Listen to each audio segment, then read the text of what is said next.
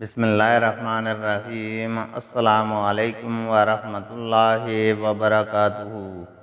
حدیث نبی صلی اللہ علیہ وسلم ہے، عاشوراء کے دن زمانۂ جاہلیت میں قریش روزہ رکھا کرتے تھے اور رسول اللہ صلی اللہ علیہ وسلم بھی رکھتے۔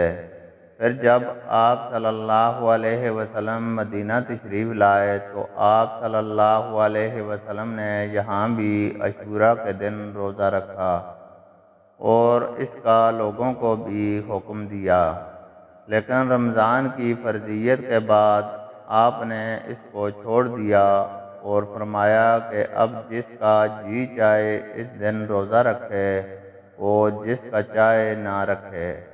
اللہ تعالیٰ سے دعا ہے کہ وہ ہمیں قرآن اور حدیث کو سننے، سمجھنے اور اس پر عمل کرنے کی توفیق عطا فرمائے، آمین۔